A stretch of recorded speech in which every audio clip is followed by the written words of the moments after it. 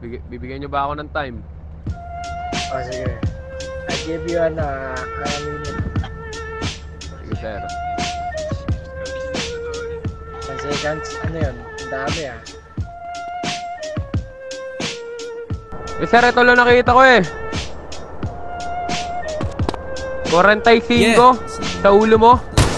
Bakit ba pinagbabawal ang halaman sa Pinas? Ano ba ang kasalanan ng halaman sa batas? Bakit kailangan pa nilang gamitan ng dahas? Di naman tumasama tulad ng nasa palabas. Sa TV at sa radyo masama daw ang damo. Natatawa na lang ako sa sinasabi nyo. Paano naging masama kung nakakagamot ito? Mas mabuti ang damo kaysa gumamit ng bato.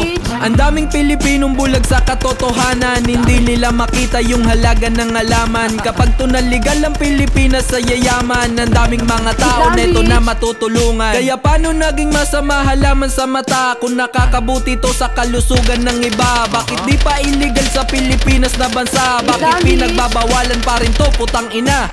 Tingnan mo na lang yung kalagayan sa Pinas. Ang dami ng patayan nagkakalat sa labas. May barilan, may saksakan, may huldapan sa Pinas. Ano ba ang nangyayari? Bakit di yan malutas? Puro na lang bagulo ang nangyayari sa Pinas. Ano bang ginagawa ng mahal natin na batas? Bakit di pa malutas yung mga kaso sa labas? Bakit di nakukulong yung nagkasala sa batas? Pag mahirap nagkasala di agad nalulutas. Pag mayaman nagkasala agad nakakalabas. Pera-pera ang timbangan pari dito sa batas. At kapag mahirap ka wala kang kwenta sa Pinas. Kawawang Pilipinas di nadarag ng dayuhan. Ninanakawan pa nila tayo ng kayamanan. Pati ang mga isla natin na ari-arian ay pilit sinasakop din itong mga dayuhan. Kawawang Pilipinas di nadarag ng dayuhan. Ninanakawan pa nila tayo ng kayamanan. Pati ang mga isla natin na ari-arian ay pilit sinasakop din itong mga dayuhan. Kaya eto ako pare palihim nagdadamo. Laging nasa may dilema, anak mo kasama ko. Kwento mo sa mama mo yung mga sinasabi ko para makarating din ito sa kapitbahay nyo.